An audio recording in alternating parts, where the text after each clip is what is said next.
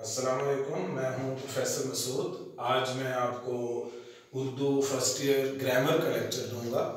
तो सबसे पहले मैं आपको ये बताना चाहता हूँ कि जो उर्दू के पेपर में यानी फेडरल बोर्ड के उर्दू के पेपर में ग्रामर के सवालात आते हैं, उसमें आखिरी दो सवालात जो आते हैं वो ख़त होता है या दरख्वास्त उसके साथ होती है, यानी दोनों में से एक चीज़ आती है और वो 5 नंबर का होता है।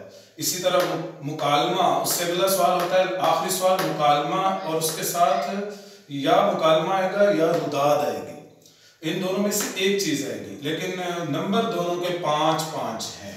तो सबसे पहले अभी मैं आपको ख़त के उन्वानात आपको बता देता हूँ कि किस किस उन्वान पर फेडरल बोर्ड में ख़त आ सकता है। इसी तरह मैं आपको मुकालमा जात के उन्वानात भी बताऊँगा कि किस किस उन्वान पर मुकालमा आ सकता है। तो सबसे पहले हम ख़त से इब्तिदा करते हैं। आप सब नोट फरमा लें, अपनी अपनी नोटबुक वगैरह पे लिख लें, या आप अगर सिर्फ सुनना चाहते हैं तो आपकी मर्जी।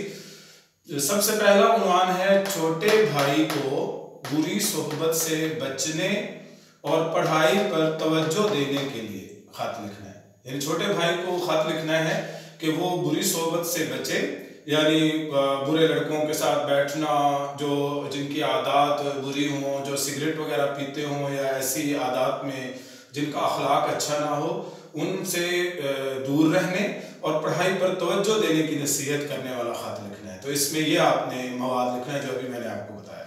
उसके साथ ही एक और उन्वान भी है, कसरत फिल्म बीनी के नुकसानात बताने। ख़त का ये उन्वान भी फेडरल बोर्ड में बहुत मशहूर है कि छोटे भाई को ख़त लिखें और उसे कसरत फिल्म बीनी के नुकसानात बताएं। कसरत मतलब ज़्यादा, फिल्म बीनी का मतलब होता है फिल्में देखना। ज़्यादा फिल्में देखने के नुकसानात जो होते हैं वो आप सब जानते हैं कि क्या नुकसानात होते हैं। तो आपने अपने छोटे भाई को ये नसीहत कर दी है कि वो ज़्यादा फिल्में ना देखे, उससे उसकी पढ़ाई पर बुरा असर पड़ेगा और उसकी पढ़ाई अच्छी नहीं होगी और उसका दिमाग भी फिर दिल भी नहीं करेगा पढ़ाई की तरफ जाने के लिए। अगला उन्वान है, अखबार के मुदीर को ख़त लिखें। ये भी आता है, फेडरल बोर्ड का बहुत मशहूर ख़त है, शॉपिंग बैग के नुकसानात बताइए।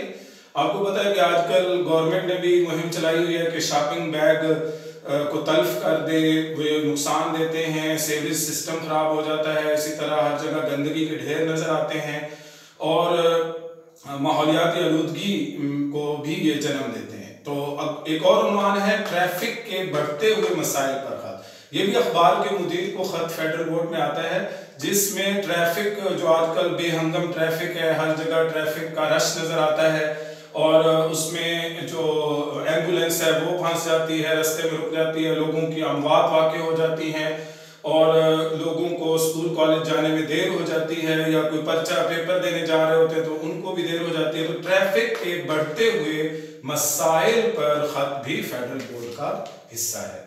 तो अज़ीज़ तलबा, अगला जो उन्वान है, चचा को तोहफे का शुक्रिया अदा करना। ये तो आप 9th-10th से ही जानते हैं कि चचा को तोहफे का शुक्रिया, आपके चचा ने आपको मोबाइल फ़ोन का तोहफा भेजा है बैरून मुल्क से, या यहाँ से भी कोई आपको कोई अच्छी सी घड़ी आपको तोहफे में दी है, कैमरा भेजा है, कैनन का कैमरा भेजा है, या कोई भी आप ऐसा तोहफे का जिक्र कर सकते हैं।